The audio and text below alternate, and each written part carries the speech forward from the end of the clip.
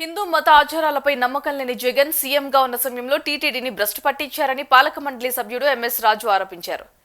SIT నివేదికపై అబద్ధాలు చెప్పి Oscar level acting చేసి నమ్మించే ప్రయత్నం చేస్తున్నారని మండిపడ్డారు. అర్హతలు మార్చి నెయ్యి సరఫరా అయ్యేలా చేశారని ఆక్షేపించారు. ఇప్పటికే దేవుడి శిక్షకు వైసీపీ గుర్తు ఓడిపోయిందని, ఇందులో పాత్ర ఉన్న వారికి శిక్ష తప్పదని హెచ్చరించారు. పేపర్ టీవీ ఉందని అబద్ధాలు ప్రచారం చేస్తున్నారని, వైఎస్ వివేకానంద రెడ్డి హత్య కేసు నుంచి ఇది కొనసాగుతుందని ఎంఎస్ రాజు తెలిపారు.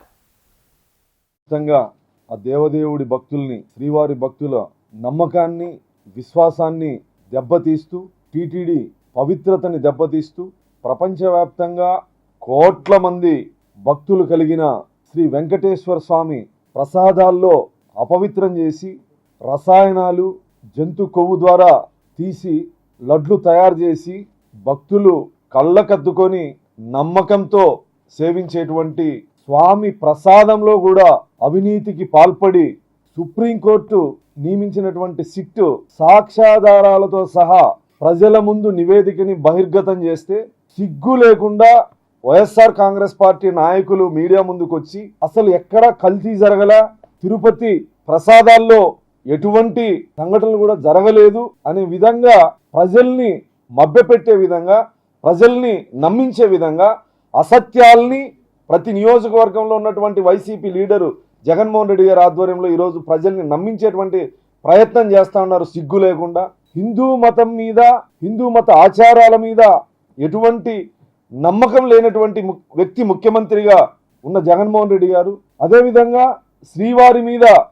భక్తి లేనటువంటి వ్యక్తిని చైర్మన్లుగా చేసి ప్రశాంతతకు, పవిత్రతకు నిలయమైనటువంటి తిరుమలని రాజకీయ అడ్డాగా చేర్చి, ఆదాయ వనరుగా మార్చి, తిరుమల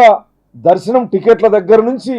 అవినీతికి ఎక్కడైతే అవకాశం ఉందో అక్కడ మొత్తం అవినీతి చేసి 5 సంవత్సరాల్లో తిరుమలని భ్రష్టు పట్టించినటువంటి జగన్మోహన్ రెడ్డి గారి ప్రభుత్వం ఏ రోజు ముఖ్యమంత్రిగా ఒక్క సంవత్సరం కూడా డిక్లరేషన్ మీద సంతకం చేయకుండా, ముఖ్యమంత్రి స్థాయి వ్యక్తి పట్టు వస్త్రాలు ఇవ్వకుండా, ఆచార వ్యవహారాల్ని, నమ్మకాల్ని దెబ్బతీసే విధంగా వ్యవహరించినటువంటి జగన్మోహన్ రెడ్డి సిగ్గు లేకుండా ఈరోజు మీడియా ముందుకు సాక్షి ఛానల్లో డిబేట్లు పెట్టి సిట్ నివేదికని అస్సలు చదవకుండా ప్రజలు చదవరు, ప్రజల అమాయకులు అనే ఉద్దేశంతో అబద్ధాల్ని, అసత్యాల్ని నమ్మించేటువంటి ప్రయత్నం. వైఎస్ఆర్ కాంగ్రెస్ పార్టీ అధికారంలోకి వచ్చిన తర్వాత టీటీడీ టెండర్ పిలిచే విధానంలో మార్పులు తెచ్చి వాళ్ళకు అనుకూలంగా నిబంధనలు ఏర్పాటు చేసుకొని అర్హత లేనటువంటి వ్యక్తులకి టెండర్ ఇచ్చి, అసలు పాల ఉత్పత్తి, పాల వ్యాపారంతో సంబంధం లేనటువంటి వాళ్ళకి ఇచ్చి, నెయ్యి తయారు చేయనటువంటి వ్యక్తుల ద్వారా టెండర్లు పిలిచి దాదాపు